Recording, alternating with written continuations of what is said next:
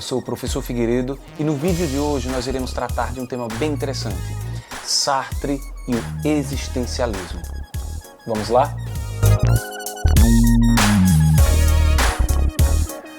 Essa é mais uma aula de filosofia contemporânea. Na última nós tratávamos sobre a escola de Frankfurt, que é um tema muito importante também para entender a filosofia desse período. Se você perdeu essa aula, eu vou deixar o link aqui na descrição do vídeo e você pode assistir depois, certo?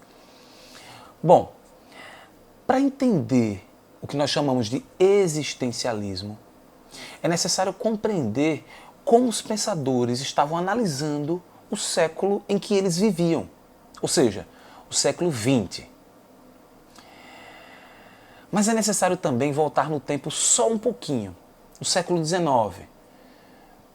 O século XIX ainda estava sob a influência da filosofia moderna. Os cientistas acreditavam que o avanço tecnológico iria aprimorar a vida humana. Os capitalistas acreditavam que haveria vantagens na expansão desenfreada da indústria. E os filósofos acreditavam, estavam confiando ainda no poder da razão. Bom, os resultados esperados não se concretizaram e essas convicções irão ser colocadas em xeque pela filosofia do século XX. E esse século vai ficar conhecido como a Era das Incertezas.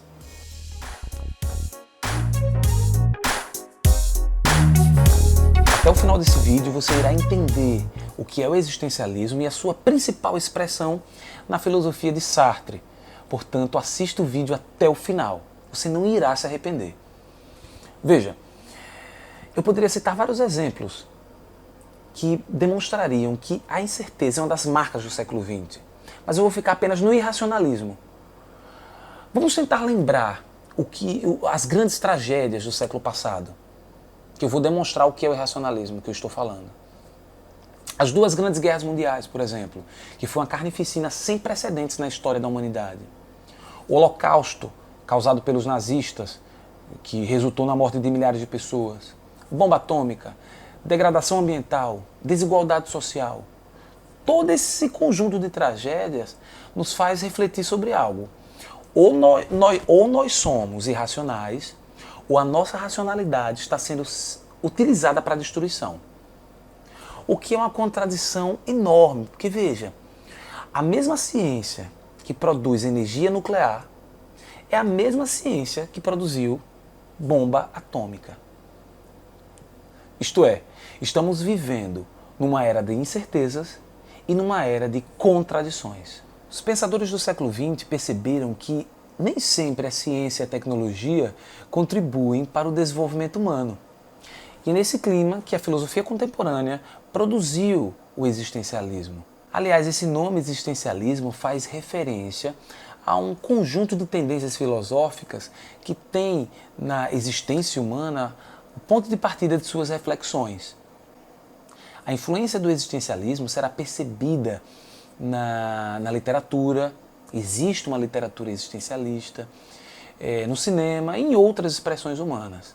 É preciso dizer também que os existencialistas eles receberam influência de alguns pensadores do século passado, por exemplo, Schopenhauer e Nietzsche. Eu poderia citar alguns principais pensadores existencialistas. São eles Heidegger, Simone de Beauvoir, Karl Jaspers e o que nós vamos estudar agora, Jean-Paul Sartre.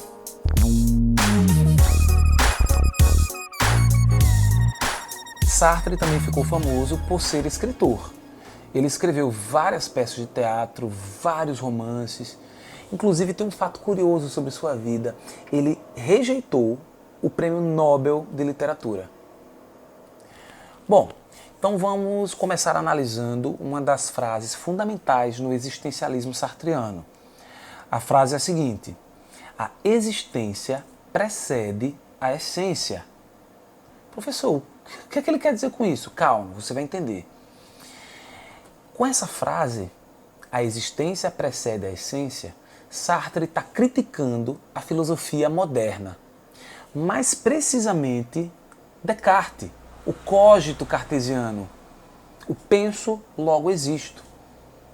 Eu tenho uma aula aqui nesse canal sobre Descartes. Qualquer coisa você vá lá assistir novamente. Mas o que é que ele quer criticar de Descartes?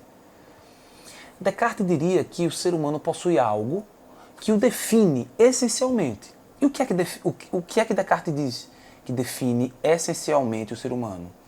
O pensamento, o pensar. Para Descartes, então, o pensamento viria antes, teria precedência à existência. Por isso, o penso, logo existo de Descartes. Mas para Sartre é o oposto. Primeiro o ser humano surge no mundo, existe e depois se define pelas suas escolhas. Mas você deve estar se perguntando, professor, para que perder tempo com esse tipo de discussão?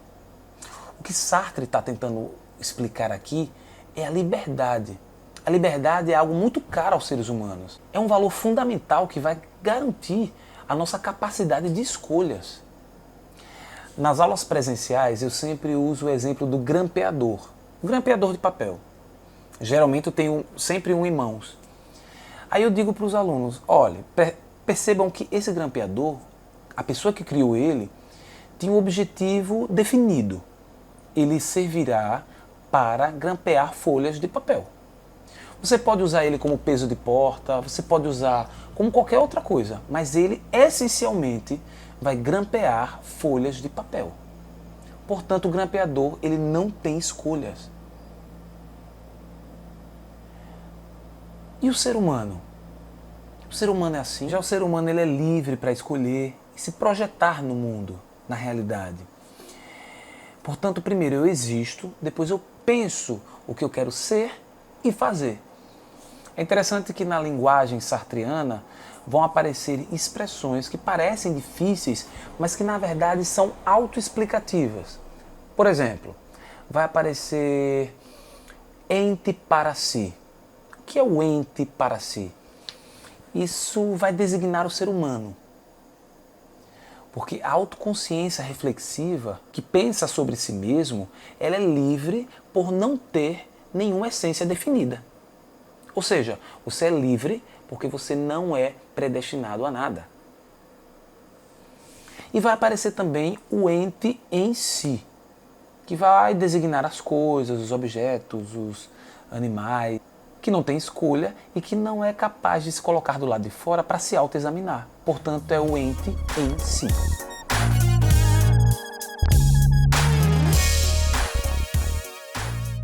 Parece um jogo de palavras, mas se você for analisar com calma, tem sentido. Voltando ao exemplo do grampeador. O grampeador ele nasceu, entre aspas, com esse objetivo, X. E o ser humano nasceu com qual objetivo? Você nasceu para quê? Por mais que você diga que nasceu para isso e nasceu para aquilo, você não nasceu para nada. Ou melhor, você não é nada. Professor, que frase forte. O ser humano não é nada, eu não sou nada. Veja, vou dar outro exemplo. Eu nasci professor? É uma pergunta que eu faço. Eu nasci professor? Não. A minha vida foi me levando a tomar certas escolhas que resultaram eu ser professor. Mas eu não sou professor essencialmente. Deu para entender? Quando eu falei do nada, você não é nada, é no sentido existencial. O nada é esse espaço aberto, esse vazio que precisa ser preenchido com as suas escolhas. E essas escolhas levam a angústias. Ou melhor, a angústia de escolher. Interessante que esse tema da angústia vai ser muito explorado na literatura existencialista. Os personagens vão se ver diante de escolhas existenciais. Portanto, não existe uma natureza humana, porque seria algo fixo. Né? Se alguém perguntar, existe uma natureza humana? Não existe, porque seria algo fixo.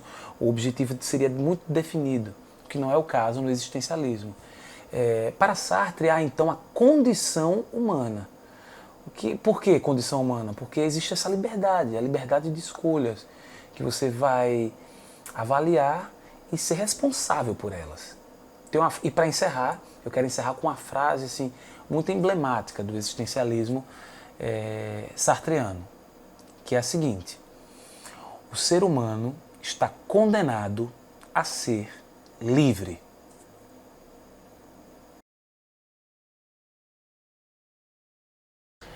E como proposta de atividade, eu gostaria que você fizesse uma pesquisa sobre a literatura existencialista.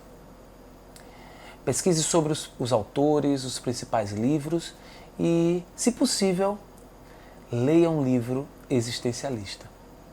Se você chegou até aqui, obrigado pela audiência, deixe seu like, se inscreva no canal e até a próxima. Tchau!